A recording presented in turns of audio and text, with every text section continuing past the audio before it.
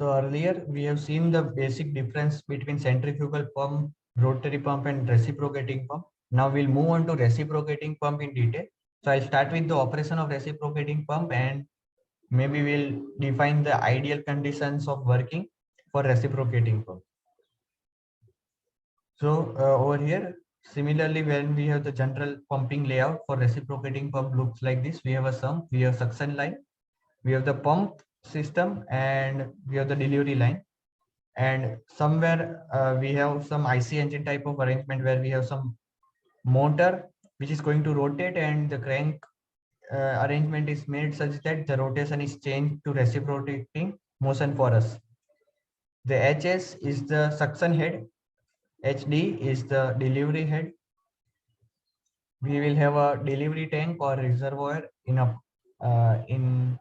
on the delivery side. L, which is the length. Let me indicate L over here also. So this is the L length. That is the stroke length, and that stroke length is same as 2R, or that is the diameter of the crank. So suction head is HS, that is the height between suction valve. So here is the suction valve and here is the delivery valve. And some delivery head HD is height between delivery valve and tank. Static head or static lift is HS plus HD. Inner dead center is indicated as IDC and ODC is outer dead center. The diagram I'll show in next page. Stroke length L is IDC minus ODC, that is 2 times the radius of crank, or crank radius. So now let's come to details of how they look like. The piston arrangement more closely. So over here we have inlet wall opening, inlet inner dead center, or delivery wall closing.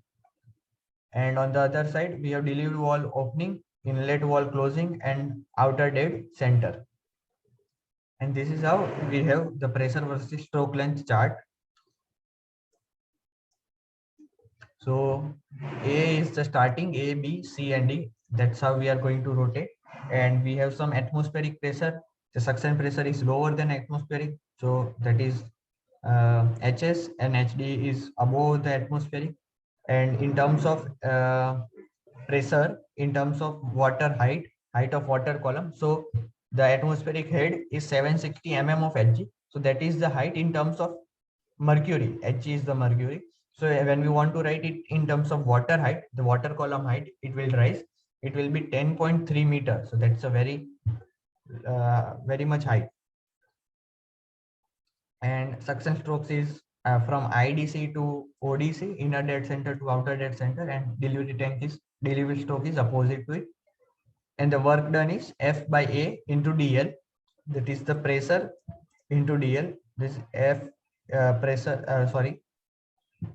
the pressure into A into DL, because there is some problem.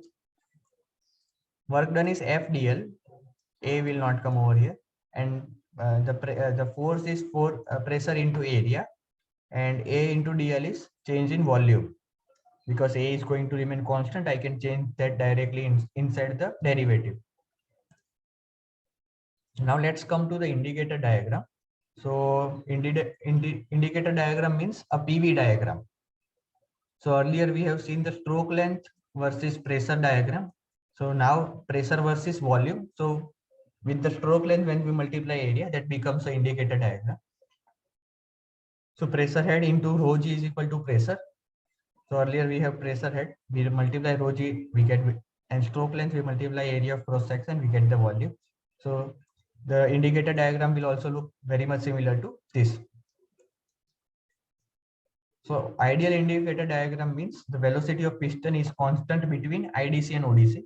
So whenever it is moving from IDC to ODC, so A to B, the velocity is constant, and C to D, the velocity is constant. That is in the ideal indicator diagram.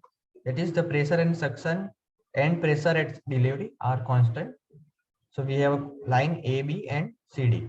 So these are constant pressure, suction pressure and delivery. And since incompressible fluid, The water, which is the hydraulic fluid, working fluid right now, it is an incompressible fluid. That means when we apply force, there is an instantaneous increase in pressure because it is not going to compress or squeeze itself. That means that is an increasing pressure that will lead to movement of the fluid. That is BC and DA. This is BC and DA. So now from next video, we'll look at the actual velocity diagram or indicator diagram.